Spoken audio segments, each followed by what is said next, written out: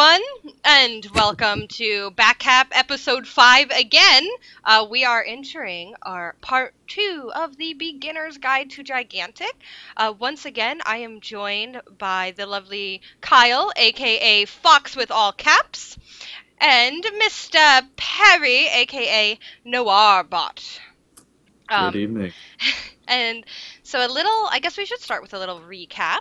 Um, Last time we spoke about the different champions. There's 16 champions in total, so we went through them and gave you their skills, how they kind of work, and all of that good stuff. And now, moving forward, we're going to be talking about things like the interface, the maps, how to actually play Gigantic, and getting into the meat and potatoes of this game after Hero Select. So.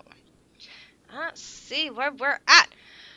Think we're going to start with the lovely interface because this is what we're going to be looking at the very most. This is really a lot on your screen when you play this game, and they are adding more and less, and it's exciting. So, here we Yeah, have. one important note about this, and this is something reiterated from last week. Mm-hmm. All of the stuff that we're going to be showing here is all based on PAX East footage, so there is a very good chance that all of this will be completely different by the time you eventually end up playing this, and by the time it releases, especially for things like interface. Absolutely. Thank you, Perry, for that. Yeah, again, all this can change interface, champions, abilities, gameplay itself. So keep that in mind, but this is the game as we know it right now. So here we have the interface right here. I just think our camera might move some of the stuff, but that's okay. And Yeah, here well, we'll go through and let's start with the map because the map is a very important tool, and the map you can find up in this corner. Um, and this is really where you'll be able to see the points. Yes, Perry. Yes. I have to double check the stream, make sure which position I'm in. Oh, It's like, this way. Generally pointing. There we go. So, so the map is very important. Probably one of the most important things that you're going to be looking at, and it's pretty important in almost every game. This is where you'll see the capture points for the summons, which we'll get into that a little later. And those are the points A, B, C. There's D, E, and F. You'll see where your guardians are, as well as where your teammates are, and at times the enemy as well. You guys have anything to say about the map? I will say in this case, this is from one of the demo videos. So Yes. for some reason, there's actually like this. The all of the other people are not actually showing up on the map for some reason. Like there should be green dots to show you where your allies are, and they aren't there. So this is probably running off as some sort of like demo mode or something. Yeah. This is from that original video Yeah, showing clips of the thing. So some things are missing. yeah. There would be large green dots showing you where the rest of your team was. They just aren't showing up here for some reason. Yeah. And next we have your current level. And this is something when I was playing at South that took me a little bit to get used to seeing. Because it's so far tucked away in the corner. But here you see Trip is level 1. And those obviously will change as you go. And then we Yeah, have. and actually, one thing again, you can't really see it here, but there's actually an XP bar across the bottom. Yes. So there's a little blue bar that'll be filling up across the bottom. Like I didn't even notice that there was an XP bar there for the longest time. Huh. Very interesting. So yeah, so next But to it's, the it's level, really you'll have subtle. It's that. like the bottom like 5 pixels are an XP bar. All right, and next we have the health bar. Also really important information. Right here along the center, the big green spot right there to your left. Directions are hard. So yeah, and that obviously will grow and not depending on how hard you're getting punched in the mouth. Really important to pay attention to. That took me a while also because you'll get into the heat of the battle and not pay attention. If you're not paying attention to it, you're going to get murderized. And then opposite of that, we have the blue bar, which is stamina. Also really important. Stamina is used for a whole bunch of things in the game like dodging, sprinting. I believe some abilities of heroes also use stamina. So if you're not paying attention to that and you go to run and nothing happens, once that bar is gone, it takes a little bit to recharge. And also, once again, I'd like to point out that if you have any questions, feel free to throw them in chat, and we'd love to answer them as well. And let's see. And next we have the wound bar. And that is the Guardian's health. Each Guardian has 3 wounds, and basically the point of the game is to get those down. So as you take the wounds, those will deteriorate by punching the Guardian in his heart. You could actually see the Guardian's heart in this picture. Trip is running towards him to take one of those wounds. So that's the Guardian's health.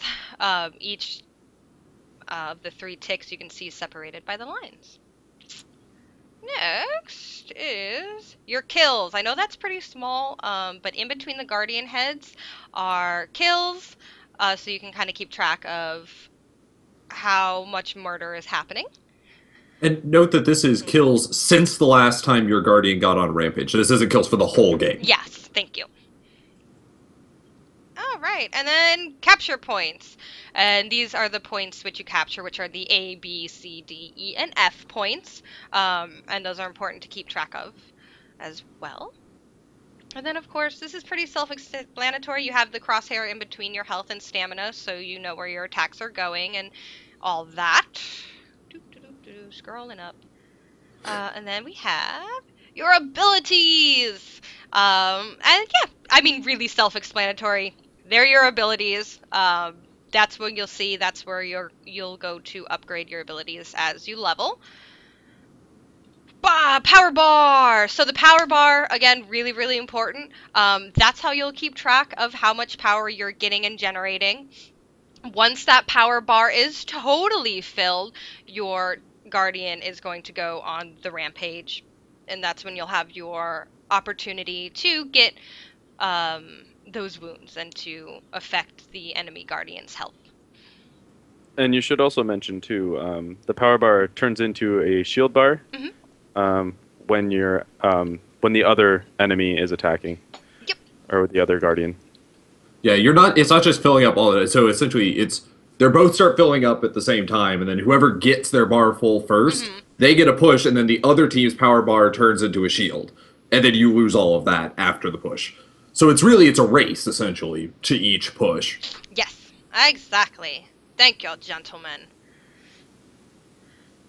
And then we have unused skill points. That also took me a while to figure out why there were random numbers on the side of my abilities. I had no idea. And they're like, oh, unspent skill points, which it says on there, but it didn't quite connect. So that's how you'll keep track of how many points you have to spend on your abilities. And then up here, you can't see them because, again, this was from a demo video. But up here, you'll see the faces of your teammates. Another sneaky thing that I did not notice until I played for a little while. And let's see. Oh, God, where did that go? Oh, there it is. Events! Okay, so up here, probably the hardest thing to see on the interface is the events. Perry, you were really good at explaining events. Yeah, so events are... Okay, so we talked about the Clash. So I believe we covered Clash on the last episode, right? We did not cover. No, we only covered Okay. heroes. Okay, so we're getting a little bit ahead of ourselves. Yeah. So essentially, in order to cover events, we're going to do a brief Clash thing. So you have each of your Guardians has 3 bars of health. The Clash is kind of like a sudden death mode that you go into at the end of the game. There are 2 things that can cause the Clash to start. One is one of the Guardians getting down to only 1 health bar section left, or if you've had a certain number of events. So each time one Guardian's power bars fills, and that Guardian pushes and rampages, one event happens. If there is a successful wound on the other team's Guardian during that push, you get a second event. So every push is an event, whether or not it gets a wound, and then every wound is itself a second event. So I think it's 8 events. I'm trying to actually read through exactly how many it is. I think it's 8 events Yeah. goes to Clash, whether or not you got wounds. Because it's entirely possible, like, if everyone's just ignoring running in to actually get a wound, that you could just keep pushing and pushing and pushing and pushing and nothing actually happens. And then it just defaults to going to To that. Clash and sudden death, Yep. no matter how much health anyone has. Yep. And that was a really great thing to put in because I used to be really confused.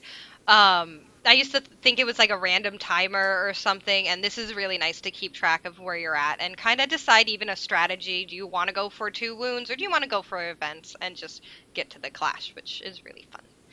Yeah, and they'll fill up with different colors. So like your every time you get a push, those little squares up at the top one it'll fill in with green for every push you got, and red for every push the other team got. So you can kind of look back and be like, so are we losing because they got like 5 pushes? Oh no, like we only got 3 pushes or something like that. Right.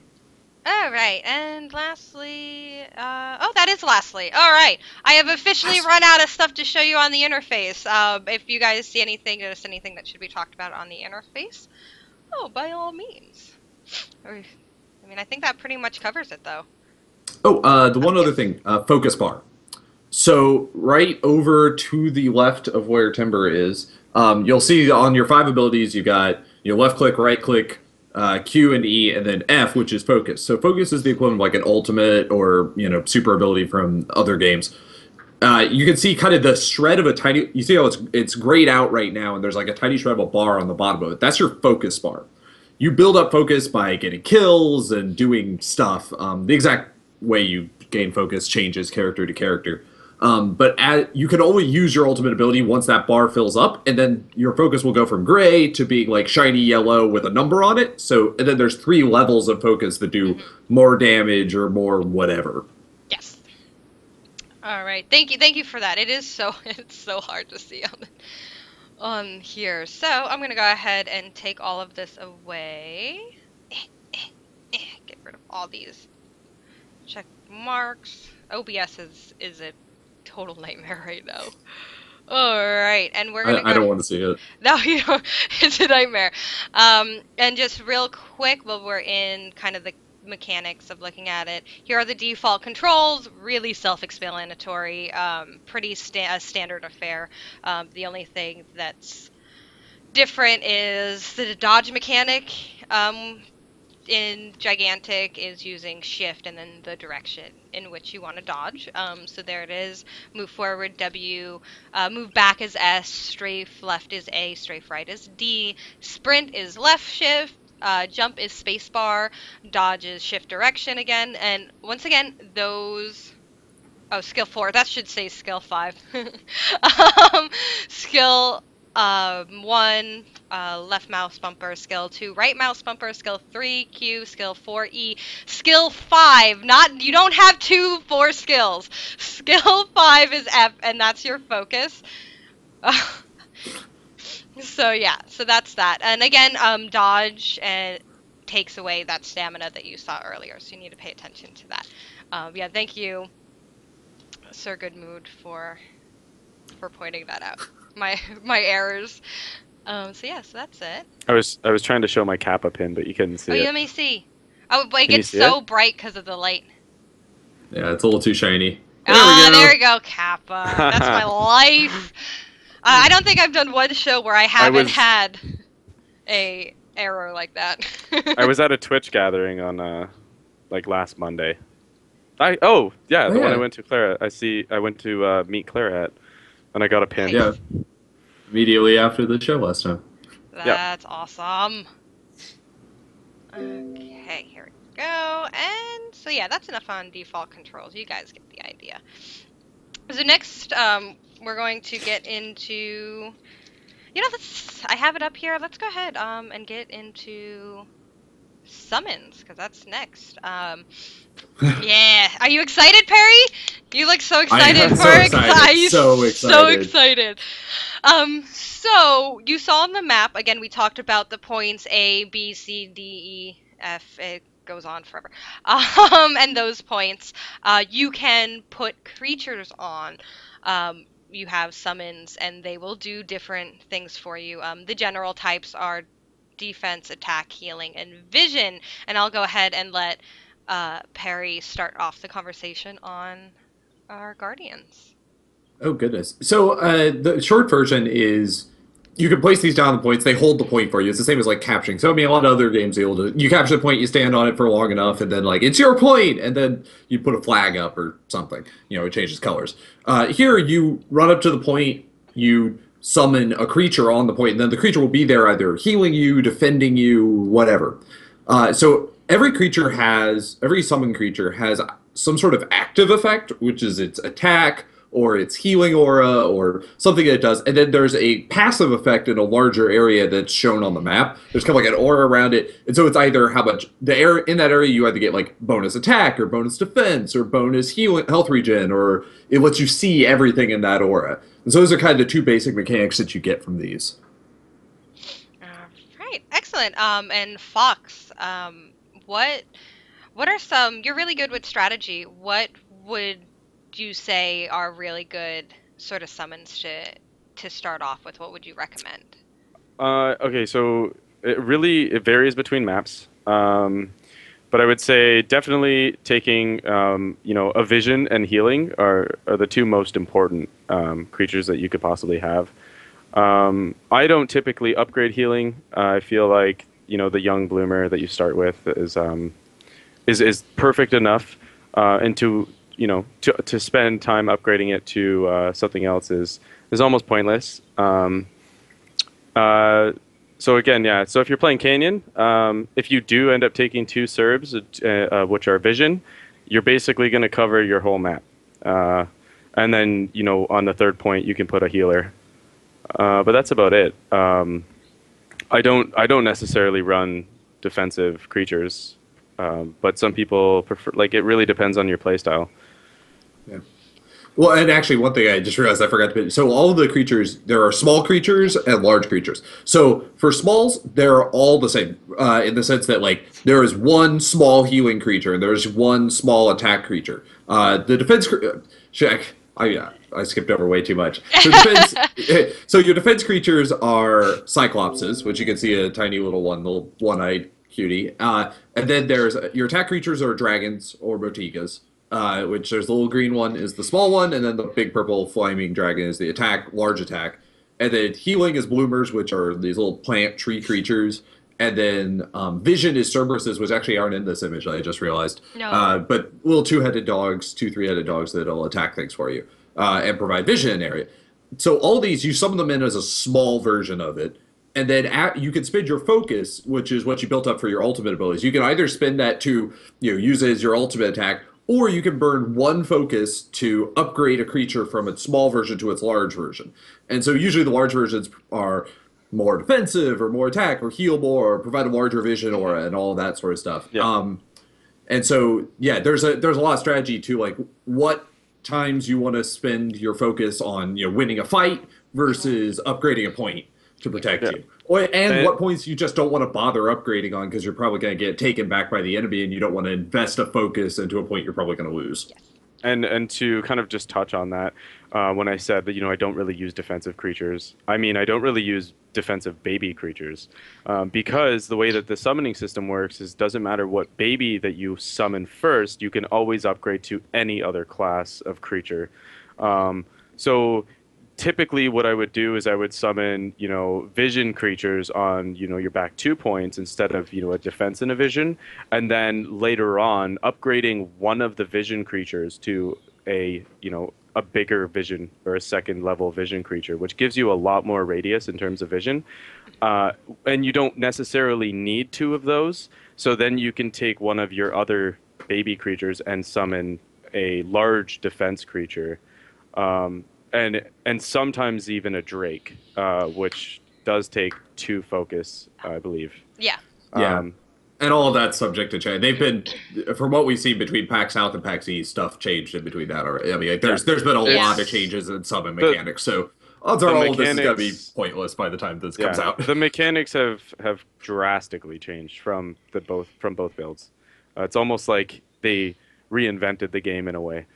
Yeah, you used to have, like, it used to be when you summoned, like, when they originally showed it off, like, you put down, like, a summon, and you had to stand on the point until the creature summoned. Now you can just kind of drive by, drop a summon down, and keep running, and it'll summon on its own.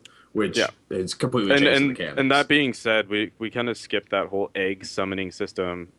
Basically, what happens is, like you said, you run by a point and you can summon something, um, and that drops an egg, which takes a certain amount of time to hatch. And I believe it does. It has like 60% damage reduction or something, so it's a little bit tougher, um, and it's a little bit harder to kill while it's an egg. But it gives the other team an opportunity to force a team fight on a point. Well, there's a creature summoning there and not giving the benefit of that creature. And then if an enemy does kill it, they do still gain experience from it. Another thing is if you do stand on the point and you do wait, and the more people that wait with it, the faster it's going to summon onto that point. So you have to Yeah. know, okay, do I have time to stay here, or should I just leave it and go with my team somewhere else? Yep. Yeah. And something to note as well, and I apologize if this was touched up on while I was typing. You can easily give kills. That's really a challenge of the summoning types and why you want to be really strategic in where you place them, when you upgrade them, because if somebody kills your summon, that counts as a kill and you could be feeding the enemy team a ton of XP. So that's something to Yeah. keep in mind with these summons as well. Which is why I like the big defense because it's a little harder Yeah. to do And that. and you are also limited to summons. So Yes. you can only summon I think three baby creatures, and then Per between type. one and two, yeah, and between one and two per adult, depending on which adult it is. Some Hmm. adults Yep. will have two summons, some will have one. So if you're gonna upgrade a creature, you have to make sure that no one's gonna be there to kill it, or else you've just wasted one, you've wasted your focus, and you've Yes. wasted that creature. You can't Yep. summon it again. So. Yeah, Yes. and all of these come in all of these different the large summons come in different like flavors. So there's like some that are more attack focused and some are more defense focused, even within a given variety. Like within like the defensive, the Cyclops summons, like there's some larges that are more like they're still really big and defensive and tanky, and they provide a defense aura, but they're like meant to fight. Like they do more damage but have a little less Hmm. health. There's ones that have a lot more health but have less damage. There's ones that have shields but like don't do as much. There's weird trade-offs, and all that's liable to change in time. Yes. Okay, so with further ado, we're going to get into the maps. And I'm going to go ahead and start with what's considered very much the uh, newbie map, which is Canyon. And I made a GIF. Guys, I made a GIF. I was so excited to make a GIF. There I have Small Vadasi. victories. Small victories, man. Here you see Vadasi actually on the map, and she is fighting a Gnosis and Margrave, and you can watch that forever while we talk. So this is Canyon, and Canyons, as the name implies, is in a canyon. It is their desert map, and next to the left on. Is it the left? I don't know. You can actually see the map again with all the points. And those are going to be your summoning points where you're going to want to place those big guys we were just talking about. Um, and yeah, so tell us, Fox, about Canyon. What kind of champions you usually see? What makes this considered a really good map for beginners, do you think? I think it's a good map for beginners just basically because it's super small. Your focus is not so much on summoning. It's more on, kill or be killed. I think that helps beginners, learn the game because to jump into the other map, which is Mistforge, there's just so much strategy. It is so large. It's all about positioning. Whereas, Canyon, it's death bally. It's almost like team deathmatch, basically. Yeah. So it allows new players to kind of just get the concept of their player skills and team fighting. Um, so Yeah. that's basically that. Yeah, it's a great way to learn mechanics. Like pretty much like it's not like there's less stuff to do. You just there's a lot less like and as we'll see soon, like Mistforge, there's a lot more because there's a lot more objectives. There's a lot of splitting up and like having to decide to prioritize. Like, well, do we want to go after that thing or do we want to go after this thing? Like, Candy usually turns into we take our 3 points and you take your 3 points, and then we're just gonna fight in the middle until someone can start taking the other team's points. Yeah, Whereas like this and one, you could and like do crazy outflanking maneuvers and like it's you have what to be like, well, I've got my 4 points, but are your 4 points better than my 4 points? And it's crazy. how I like to look at it is, Canyon is a single lane pretty much, Yeah. and Mistforge is almost like two lanes, because there's two directions that you can go, and you might even look at it as three lanes, but uh, the majority of Canyon is just it's so narrow that you're limited to where you can go.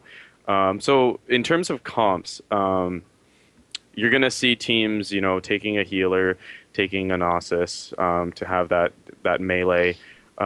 Charnock's very good because there's a lot of points on this map where you're fighting in a tunnel. So anyone with AOE, a Vodin, any range hero for poke because there's like once both teams have 3 points, it's kind of a waiting game of who's going to make the next move. So while you're doing that, you're poking the other team with range, trying to build up your focus so that when a team fight does occur, you have that advantage over the other team. Yeah. Yeah. And It, oh, go I was ahead. gonna say, you mentioned the tunnels. All the points that you see on that map, again, ABC, are basically in tunnels, or you have to go through a archway to get to it. Like D, you have to go under. You can't. It's not an open space. The picture under uh, the GIF on your right is actually one of the summoning points. Really, really tight space. It's kind of a you go in one way, you come out the other type situation, and Yeah. that's how all of these points are, which makes fights really interesting Yeah. for those points. And Canyon, I think this is another reason why it's really good for newer players. There's really no heroes that are bad on Canyon. Like Canyon, like there's no one who's objectively bad. Like there are entire like you could come up with like a group of like 5 heroes together that would be like a questionable composition. But like individually, there's no one that's like particularly specifically bad on Canyon Yeah.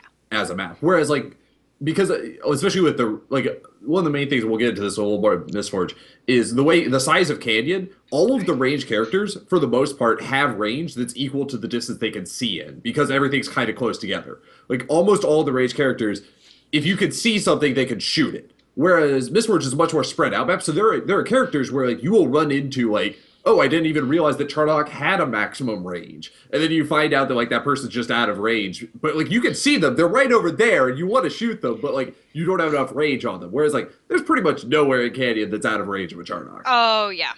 Yeah, Monty also just from across the map, There, like whatever, no big deal. there's there's nowhere on any map that's out of range from an Amani. Yeah, I that's think we've true. proven this. All right. Another thing too, Yes. which is different from this map to the other map, is when you do reach that clash stage, the creatures basically, or the guardians rather, pull up into the middle. Yep. So they stop around. Actually, if you look at the map, you'll see a trip icon between D and E. So the guardian will pull up to about that point, and it doesn't open up a new area or anything like that. So it Yeah. really, yeah, it's a lot smaller in terms of Mhm. map size. Yeah, like you said, Yeah. it's basically one lane, and you meet in the middle, and you punch each other until somebody has won. And the same's very much true for when the clash happens. Is the guardians meet in the middle and punch each other in the head. So, Yeah. so yeah, again, I agree. Really, really good map. My personal favorite map. I really enjoy meeting in the middle and punching till something's dead. And I've said that I think every episode is I at least once say punching in the head. I love it. Um, and yeah, so that's Canyon, a great learning map, awesome time, really, really fun. So we're gonna go into their second map, and right now they only have two out. I'm not sure if there are plans for more maps, but right now I two is perfect, I think. And here we have Mistforge, the much more complicated map. And again, because the NDA is up, images are limited. So the map you can see in the corner. The Guardians start on the two different sides from that middle area. That's where your Guardians will start. Yeah, and no, I didn't make this GIF. I wish I could take credit for this GIF. This GIF I found, and it is a beautiful gift. Um, and yeah, so I something's weird about the map. There are that definitely 2 points on that map There's that are definitely not two there. points that are not normally there. yeah, this is so that map is a little there is currently like no Mistforge maps out. Like not even really in cuz Yeah. the Yeah. vintage footage is all canyon. But that is the shape of the map. That hasn't Yes. changed. So yes, the points are a little bit different. So So we will say that the 2 points. So there's the two middle points. The far left one is bridge. The far right one is clash. Those other 2 points that in between them are not there anymore. Um, Oh yeah. and the section to the right, the far right, that big like a dome, I guess you'd call it. Yeah, Yeah, the the big nothing in it. inner yeah. Yeah, so that's your clash area. So what happens is the game all kind of happens outside of that, and the clash area is full of water. And Mhm. then once you reach clash, the water would drain, and the guardians will then break into that section, and a new map comes about, and all of the creatures that you had summoned during that game kind of move over to Yeah. different spots within that section. Yeah. Yeah. And actually figuring out like which ones teleport where is like a little weird and arbitrary. It takes some getting used to. Absolutely. And that's what's really, really cool about that map. You don't quite see that change on Canyon. This one, you're going to see environmental changes. You're going to see more complex areas, more perches to get to for like snipers. Those bridge, most people get to bridge. That's really where you see a lot of fights happen. You could see it in the GIF. That is where bridge is. It goes over that river where you're going to see a lot of fights. And fun fact, if you try to jump into the clash area before it's drained, you're going to drown and have to start over, and you can fall off of this map as well and get swept away in the river. Learned that the hard way. So keep in mind, if you're fighting for that point and you fall in the water, just do everything you can to get out because it's going to sweep you right off that waterfall, which is Yeah. hilarious. One of the things that's like kind of hard to see, like just from looking at the overview mini map, is there's a lot of verticality on this map. One of the things that you'll talk, like if you talk to developers about how gigantic plays and like what makes it special is it's if you think about like another like 3D-ish MOBA is like the big one Smite, and like the thing with Smite is there isn't really a verticality to anything. Like it's functionally a two-dimensional game that's rendered in 3 dimensions. But like Mistforge, there's a lot of I'm higher than you, and therefore, like, I have a better tactical advantage because I can shoot down on you, and you have to run uphill at me. And you can see that a lot more on Mistforge. Like, Canyon is a relatively flat map. Like, there's some spots where you can get up to and kind of, like, fire down on Peel. But, like, it's very often you have to charge, like, up a hill Yeah. on Canyon. Whereas, like, Mistforge, pretty much half of the time you're either charging down a hill at somebody or they're charging up a hill at you. Exactly. So yeah, we're going to see a lot more strategy. Yes, I Fox. do see a question in chat saying, "Why is there only 2 lanes?" And it's not so much that there are actual lanes in this game, but if you look at Mistforge, you have a left side and you have a right side, but there is also ways to get through the middle as well. So, I mean, you could really say that this is 3 lanes. It doesn't necessarily have to be two. I think the big reason that it feels like too is there's generally kind of like, or I was talking about Canyon, there's kind of we take our 3 points, you take your 3 points, and like that's the basic meta of Canyon. Like Mistforge is a lot more dynamic in the sense that you can kind of see like there's 3 points that are clearly on one side of the map and 3 points that are clearly on the other side of the map. And then in this case there's 4 points, but the more recent there are 2 points in the middle that are exactly in the middle. And you have to decide which one of those you are going to try to fight for. Or both of them, but usually like because it's only 5 people, you can usually like, well, we can put like all 5 of us go for this one, and then like hope that they always send like 2 people up there, and we could just hold it and win. But like, you can't just sit back on your 3 points until the other team, until you get a push and you win, because then the other team's got to take the 2 middle ones and you lose. So like, there's constantly a force that like you have to decide: are we going to push one way or are we going to push the other way? Yeah. At all times. Absolutely. And what's neat about this map is there are secret points as well, which adds this whole other dynamic where you can only get to by super jump, and you can get ways to get around the other team more secretively than you could in Canyon.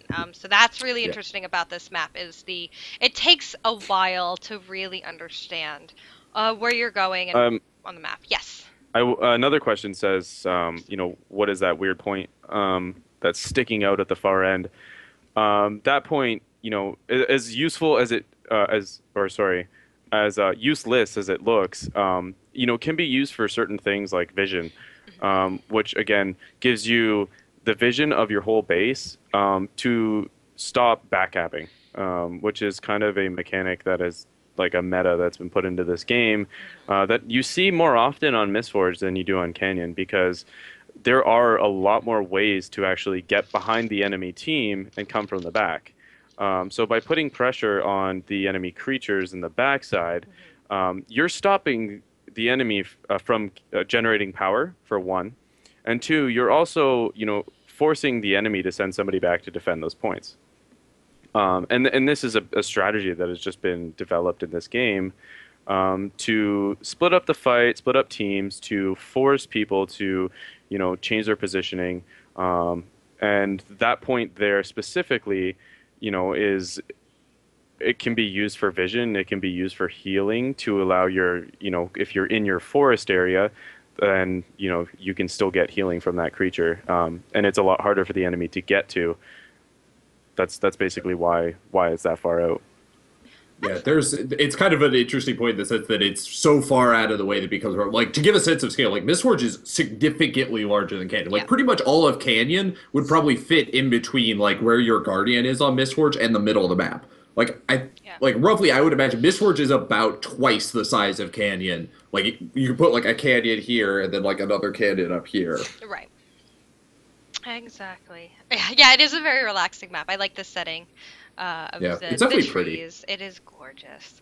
I will say one of my favorite things about this map, if you in the GIF during that forest section, so when you first start out the game, you'll see these two birds that are in the announcement trailer flying through your forest.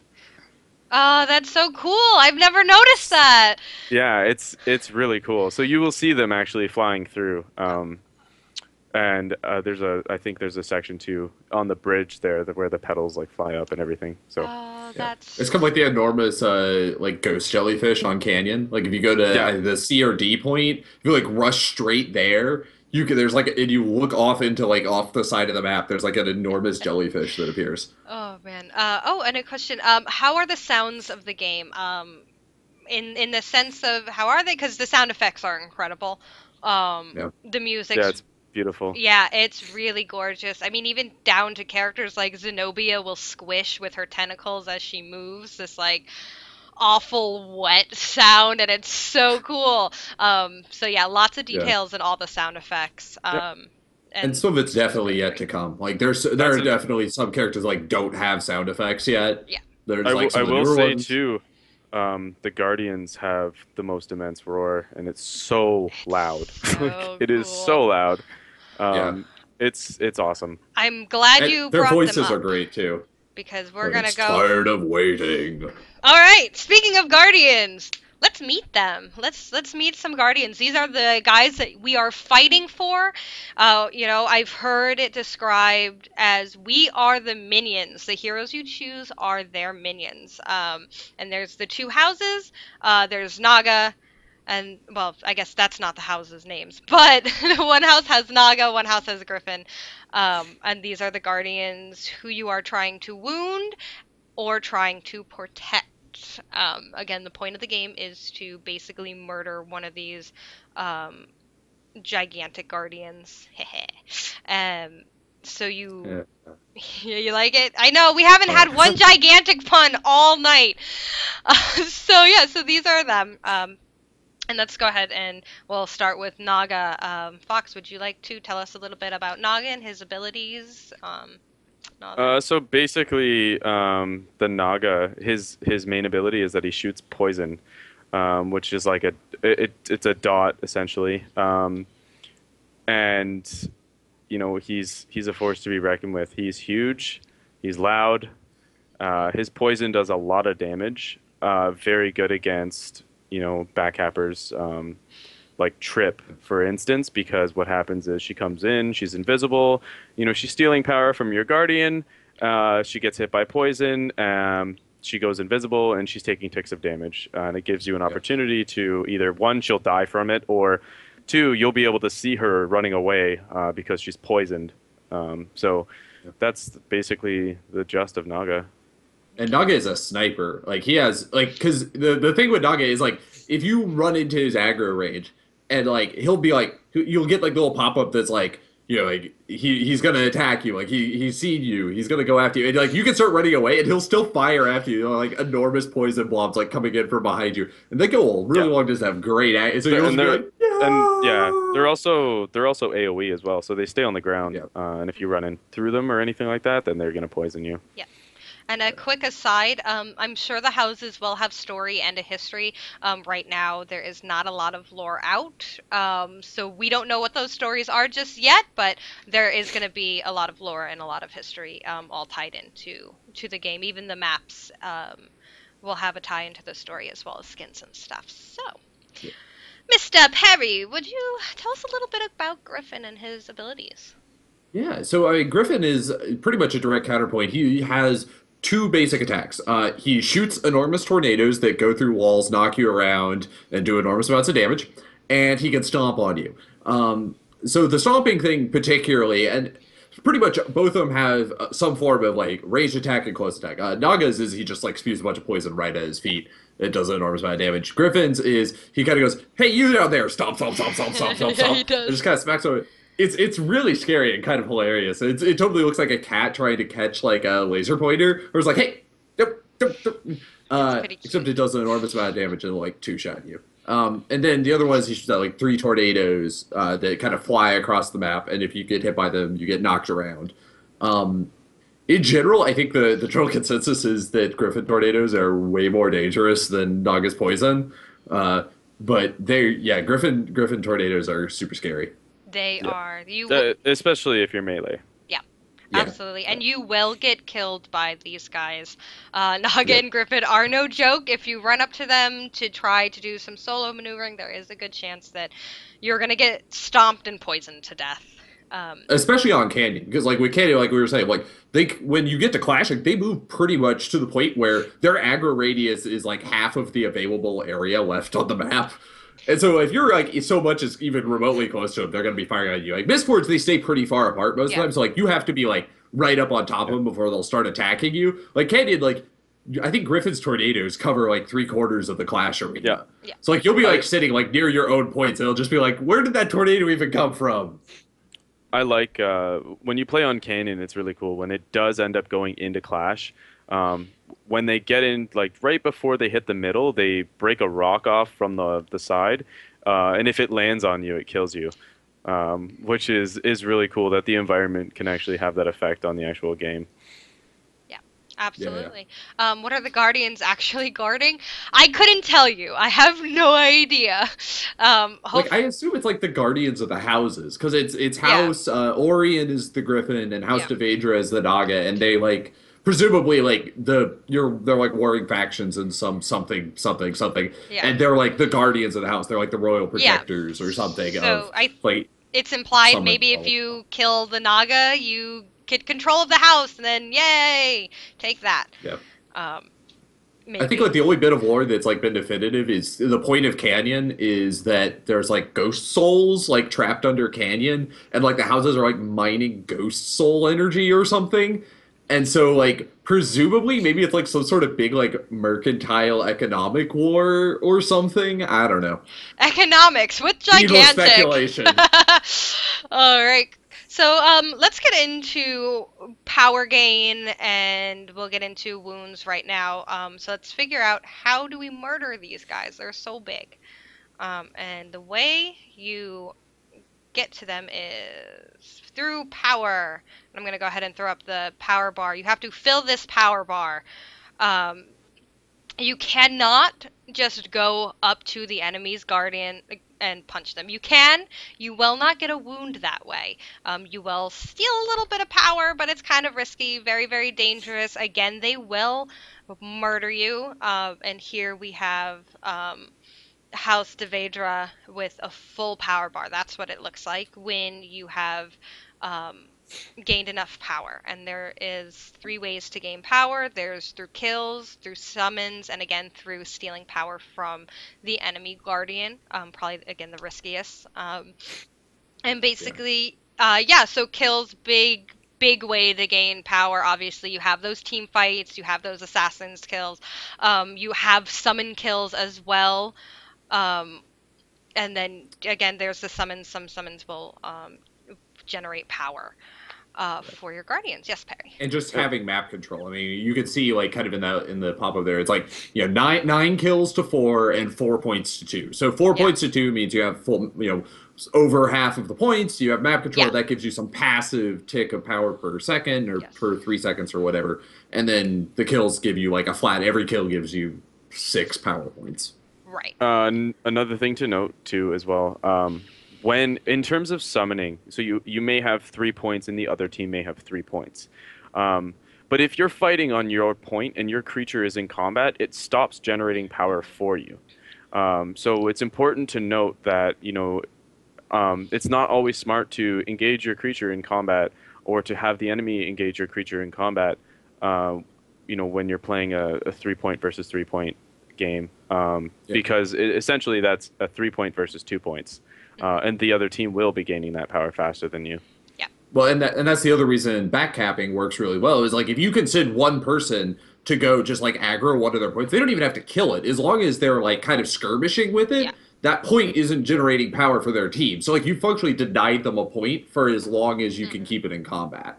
exactly. And so, real quick before I move on, once you get that power, once you see it glowing, you're going to see your guardian advance. When your guardian advance, he's gonna go across the map and eventually get to the enemy guardian, and he's gonna sock him in the stupid mouth, and the enemy guardian is gonna fall, and it's at that point you can attack the heart, which on the Naga is like in the middle of his snake-like belly, and on House Orin on the Griffin is right in the middle of his chest piece, and um, they glow gold, so they're pretty easy to spot. And yeah, you're gonna march forward with your guardian, and you're going to take the wound, which And is and and yes, just to add, because you have this picture up, the opposite team right now. So on House Orion, you see that there's a blue bar. So what happens is when a team gets the push, the enemy team loses about 25% mhm, of their power bar, and it becomes now a shield bar. And the more shield the enemy team has, the less damage you are actually going to do to the heart of um, the Guardian. yeah, Yeah. So And it makes it it's a harder to actually substantial take a wound. amount. Yeah. If you have a full shield, it's going to take almost their whole team just to get that wound. Yeah. So that adds another element of strategy to the game mhm, because, if, there's only two of you because your team died and the Guardian gets knocked down, sometimes it's not worth running in there to try and get a wound based off mhm, of, a full shield because there's a possibility that you won't get it and then you'll die. And then when the enemy guardian gets up, they'll have the power advantage, and you won't have any power. So they'll have the next push. You won't have enough defense, and that could guarantee their next wound. So there's a lot of that. yeah. And Q had a question. If you update a summons, does that help power? Do Yes, it Large does. sum Do Large large summons summons will actually gain. generate more power? Yes. So the baby summons will generate one, and then a large summon will generate two Huh. every tick. I actually Yeah. did not know that. yeah. Okay, so moving on. We now have a full power bar, and we're gonna get into the push, which we spoke briefly about, where they're going to Oh. go across the map. Yes. Yeah, quick thing for chat. Circuit Moon said, if you don't fill up your power bar and their power bar gets to full, half of your power bar turns into a shield. Yeah. So you well lose. And Happening. then I don't know what happens to it after the push ends. I think everyone gets reset to zero. No, Do you remember, Fox? no. So like basically what happens is if you were to build up your shield to full, and then I think you lose um, I think 65% of it or something like that, or 66%. Yeah. Um, but the other team goes to nothing. Yeah. Yeah. Whoever team has a push, Yeah, they go they go back to to zero. zero. If you had a shield, some portion of your shield number is liable to change without Yeah, notice, the gets numbers turned into have your next push. Mhm. the numbers definitely have changed a lot. So Yeah. to give you the exact value, I don't want to lie about it, but um, yeah, because Yeah, I and can't remember. they're probably Even gonna if we know it, change. it's irrelevant. Right, I right. do know that when the enemy gets a push, you lose 25% of your bar, and then you can start building shield from there. Yep. Yeah. Okay, so yeah, so that actually covered pretty much the push where you're gonna follow your guardian to the enemy's guardian. He's gonna knock him down, and you're gonna go for the wound. And here is an example of what that's going to look like. Here we see Trip going in to wound Naga, and you could see bright, it's glowing, really hard to miss. You go in, you want to hit that as hard as you can, as fast as you can. Um, and eventually get the wound. You can only get one wound per push. You cannot get two wounds. Once one wound is taken, the Guardian will hop back up. Um, and again, those power will reset itself to zero for the push team, and then however much for the opposing team. How Yeah. long does the push last? They are timed. He will not lay down until you get the wound. So if you cannot get the wound, he will eventually get back up. I think it's like 15 seconds, It's 15 roughly The 15 to seconds. 20. Yeah. 15. And then Okay. um 15. and then the amount of time it takes your guardian to like rampage across the map to like knock the other guardian down is dependent on where your team is. So like the guardian will like move on canyon. It's like okay, so if he starts down here and he's trying to get up here, he'll move like to here and then to here and then in, right? So each time it moves, if your team is like above that point on the map ahead of him, he'll move on to the next point faster. Otherwise, if he is like at this point and like all of your team is still down here, He'll he'll move like try to slower. wait for you and it'll take like he'll stay there like an extra like 10, 20 seconds waiting for your team and then he'll be like, I can't wait no longer and like go charge again. But like you can make him speed up if you're like actually running ahead of your guardian. Yeah.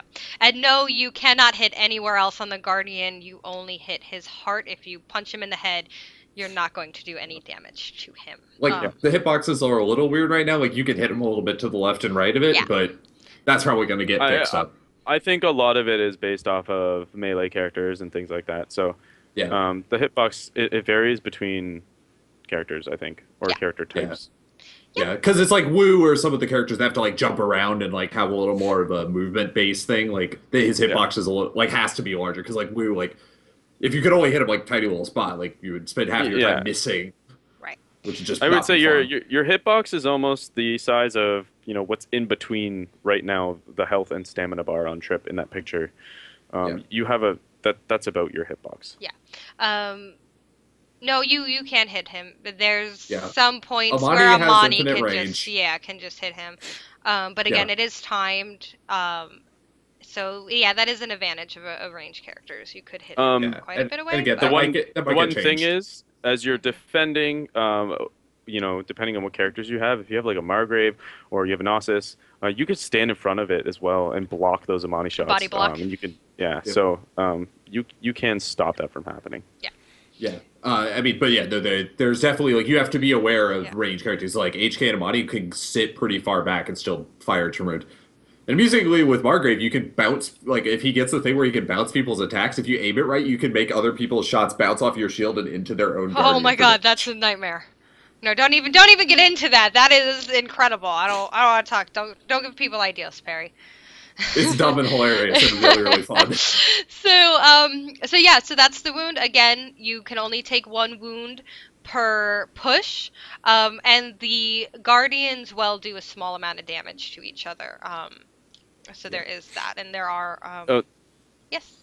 that being said, yeah. So if your guardian is rampaging and he knocks the other guardian down, and you haven't built any shield, then he basically takes off about like at least half or Yeah. 60% of the wound right there. Hmm. If you have full shield, the guardian barely scratches Scratches your it. Yeah. guardian. So you Yep. can kind of get how shield is actually really important and how much damage reduction that actually does. A Yeah, lot. like I've seen people essentially get like hundreds of zero on a wound just from the guardian damage because they forgot to build a shield. Yeah. It's It, it, disgusting. it's ac- it's actually funny. I was watching. I don't know why I was watching it, but the PAX East tournament, that very final game with Pleasure Castle, you see, Pleasure Castle gets wiped completely, and the other team has the Guardian down, and even with 5 people and say 70% shield on Pleasure Castle, they weren't able to take the wound in Yep. the amount of time that the Guardian was down. So, Yeah. um, it It's was incredible. yeah.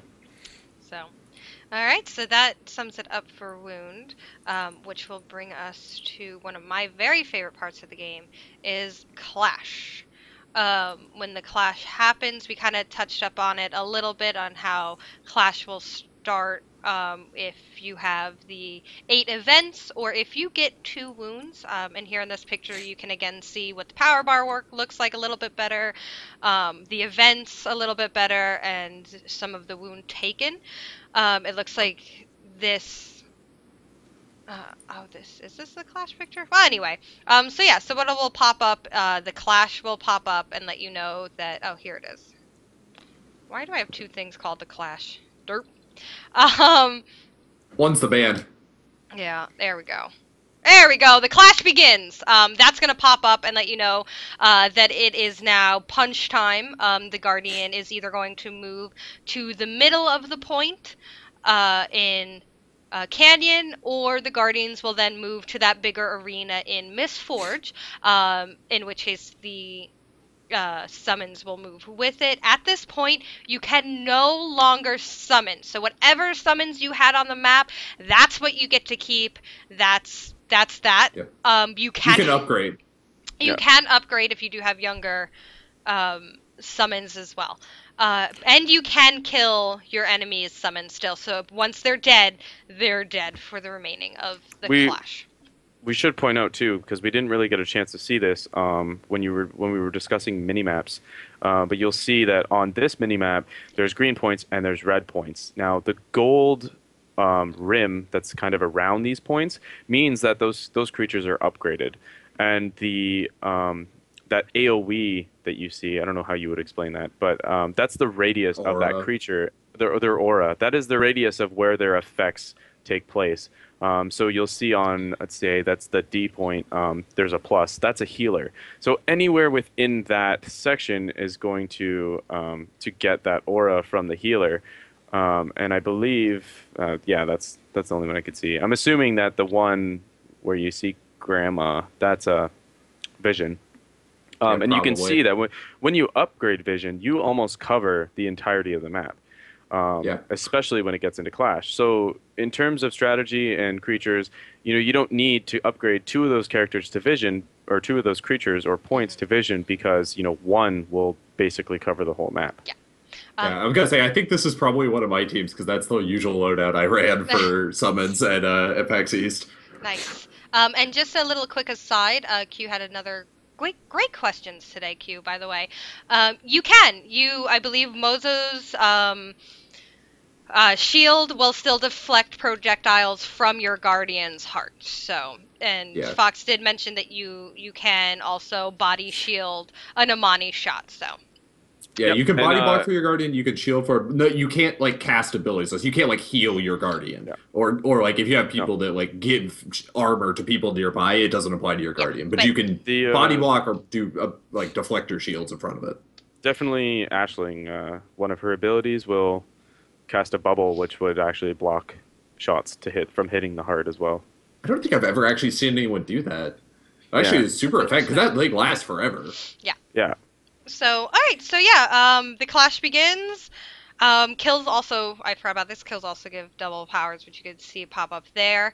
And this is basically the final march of the game. When the clash begins, you're going to be in the clash until one guardian has fallen, until the final wound is gone.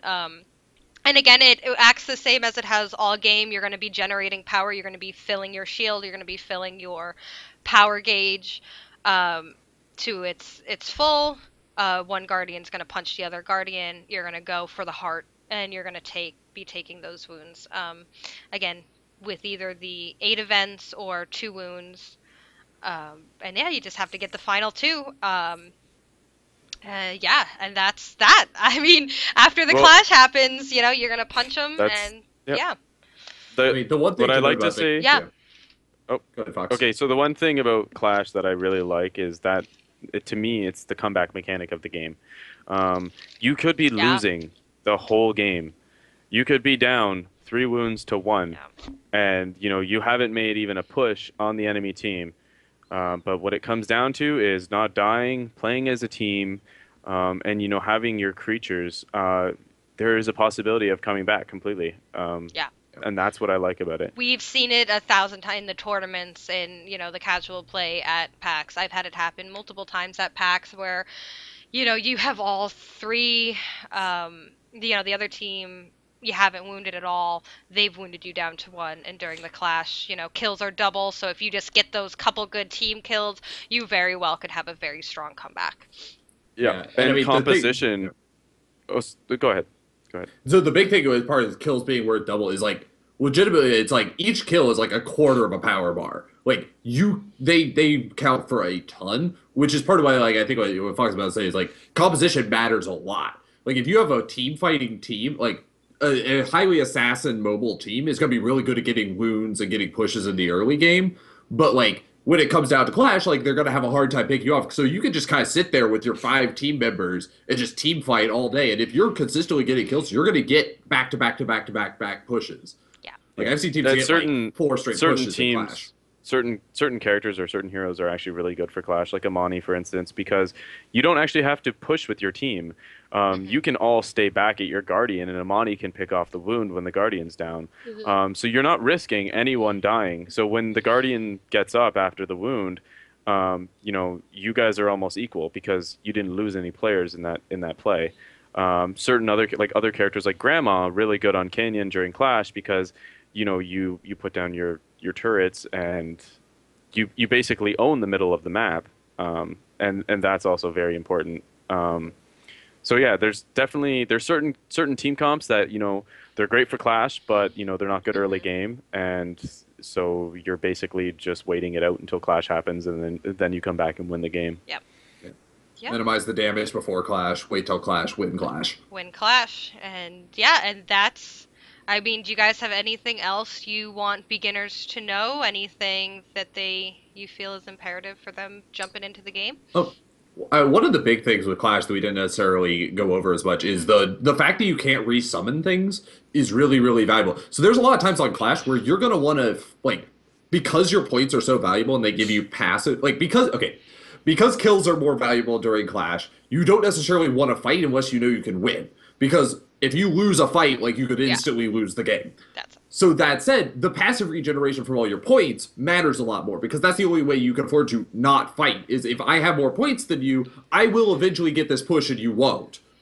And so taking the other team's points out just like wins you the game. So there will be a lot of times where like you might get a push and you'd be like, we're not going to get a wound here because they have a large shield. So we're just going to take out like 2 of their points and they'd lose those points and we still got 3 points. And like we're just gonna win because we can now sit back on our 3 points, and we're gonna get every push. yeah. And You saw that and a lot of that at PAX East. before we answer the questions Yes. from the chat as well, just to touch on that, from the other team's point of view at that point as well, sometimes you think, okay, our Guardian's down, let's let them have this push, and let's go kill their creatures while they're getting this wound, because then when the Guardian does get up, now the other team is forced to make a move on our team because we have the creature advantage. And that's another strategy that you can take into account. Yep. Because like points are kind of expendable before Clash. Because like you lose, it's like whatever. I guess we'll just go back and resummon, especially if it's a small creature. But in Clash, like every creature is It worth fighting matters. for. Yeah. Yeah. So Q has how do you start a clash? So again, the clash is started if two wounds are taken on either side. So once two wounds are gone from either side, that's going to start the clash. Or there's also 8 events that are going to happen. Once those events happen, it's going to start the clash regardless of wound clash. Again, Perry, what are those events? The events are every single push is one event, and if the push also results in a wound, it counts. You get another event. So Okay. one or two events per push, depending on whether or not you get wounds. Yep. Okay. Yeah, So that'll start clash and bring us in the middle. And yeah, yeah. Jacob. Let's see. Do we want to do good moods first and then move on to Jacobs? What? Oh, So that good one. Yeah. is summoning creature on Mistforge. So I don't know if we can pull the Mistforge map up again just for assistance with this, if that's Yes. easy. Yes, I can. So yeah, so Mistforge, it looks like obviously all the points are like essentially like Clash is on one side of the map, all the Clash areas over here, all the points are over there. So what you can't see is as soon as you go to Clash, all your points teleport from where they were out kind of on the normal side of the map and teleport into that Clash arena. And so they all end up like super close together. And yeah, so you can see kind of in that Clash arena, you can't see the exact points they teleport to, but they kind of essentially they all like flop over. So if they're all over here, they all kind of flop over there, and like the far left ones end up on the far right side of the Clash arena, and vice versa. And so they all teleport in there, which leads to these interesting situations where sometimes you'll be like cleaning up like after a push and like trying to kill a guard, trying to kill a summon before Clash starts, and like you'll almost kill it and they'll teleport away. It's like no, get No. back here. Yeah. No. Um, And another cool thing about Clash in Mistforge as well is as you're playing the game, your Guardian is changing terrain. So, if you've lost 2 wounds, um, then when you do get into Clash, your Clash, like the side of your map, actually has more defense than the other teams. Um, because when, say, the Guardian is, so at the very start of the game, the enemy has a push. Their Guardian's moving up. It comes through forest. It stomps on something and it knocks up a bunch of rocks. So in Clash, then a bunch of rocks are in front of your Guardian. So it kind of changes the way Clash works. It's really hard to explain. It's kind of something that you'd have to see. Um, but yeah, I think that's something that you don't get in Canyon. Hmm. yeah, you get some like you get the map changing in Canyon, but it's less like purposeful. It just kind of like every time there's a push, like some stuff breaks Some sub breaks. That's somewhere. it. Yeah. So yeah, I think that should bring us to what heroes would you recommend beginners starting with, fellas, and I'll try to pop them up as you Let's mention see. them, Okay. and we'll go ahead and wrap it up with the recommended heroes who's easier or To be I honest, what would you guys say what it about all that? comes down to, it just comes down to what you're comfortable playing. If you come from CS or if you come from Smite, if you come from an MMO, it really depends. Yeah. Yeah. I think probably the easiest like mechanical champions that don't require like kind of that have like relatively straightforward abilities, that kind of stuff. I think Charnock is probably the easiest range character. Most of his abilities are fairly intuitive. Like you can kind of just like at first just kind of fire all of them off. It's like okay, I understand what they do. Whereas like some of the people have like these weird complex like chaining abilities. Right. Charnock's relatively easy. HK is relatively easy for a first timer. And then I would say Nasus and Margrave are both pretty simple to work with, but all their abilities are relatively self-apparent. And then probably also Sven and Zenobia Yeah. are both all fairly like you could just kind of read their sheet and be like, okay, I understand like when I want to use this ability. Yeah. Yeah, and I would agree with that, and I would agree with Fox. We've seen players who have more of a first-person shooter and have killed it with Amani, whereas some people Yeah. might not be able to pick up Amani as easily. So there is a huge range. Absolutely play what you're comfortable with, play what you're new with, or experiment and try new things because each character has so much to bring to the table and a very unique, different play style. Yeah. Um, And games are so short. I mean, it's like most games are going to be 15 to 20 minutes on average. And so like you have enough time to go play all, like you could for the amount of time yeah. you would normally be playing like one Dota game or one League game, you could get in like 2.5 games of Gigantic and try all the characters in like an evening. Yeah. one last thing. So last week I thought I didn't make Woo. I'm gonna show everyone Woo. There he Oh, Mal's is. gonna be so I sad. know, he was so beautiful. I thought I didn't make him, and then I found him after, and I was like, no, he was so well done. Yeah, that's Woo. Woo's beautiful. Okay, has something for everyone. Has Oh, RTS style minion uh summoning. Griselma's probably the closest. Like she yeah, can summon turrets. Griselma can summon hands from the ground. But there isn't really anyone who summons creatures Yeah, to fight for them. Griselma. I mean, I guess in a way, HK could be as well because he can place himself into a turret. Um, HK and is he a can kind of siege tank from just StarCraft, pretty yeah, much. Yeah, pretty much. yeah. So, all right, guys. Well, our hour is well up. I want to again thank Fox and Perry. You know our bot. I always just call you Perry. I don't know why Oh your well. name just sticks. To for joining us for the second part two beginner's guide to gigantic. There is a part one. Part one, we went through all 16 characters, kind of dissected them, and talked a little bit more about them. So you can go ahead and find the VOD on ggunleash.com so you can watch it there. Um, and there is also one more thing before we wrap up. We did do an art spotlight and a community coach spotlight. Our community coach was Daniel Pentarubble, and I just want to give my condolences after we spoke to him. He did lose a beloved pet, and just you have our condolences. You're a great coach, and we love you, and our thoughts are with you. Um, so I just want to give my condolences to him because he is wonderful and deserves all the happiness he can get.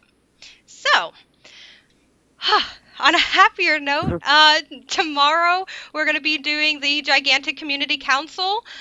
So you can check us out tomorrow evening on that. And again, you can follow us at GG_unleashed and ggunleashed.com. Fellas, please pimp yourself out in the chat. Let everyone know where you can find yourselves. You can find me at Shirtbus Superhero. And yeah, I hope this has been informative and gave you an idea of what to expect once we do finally get to play Gigantic, which hopefully will be sooner than later. Keep your fingers Here's hoping crossed. for summer. Here's hoping for summer. All Yep. right. And tomorrow you'll get to meet Zappo. I believe he's Yeah, is we he had we co-hosting? had Zappo on before. Yeah, you get to meet him I think again. yeah, he's co-hosting That's awesome. tomorrow. So Looking forward to it. Excellent. Yeah, he's so fun. He is the king of he's karaoke. he's We he's love the him. other Kyle. He's my brother. Oh, Aw, shit. I didn't realize. cuties. I didn't realize. All right, everyone. Cheers and have a wonderful evening. We'll catch you next time. Cheers.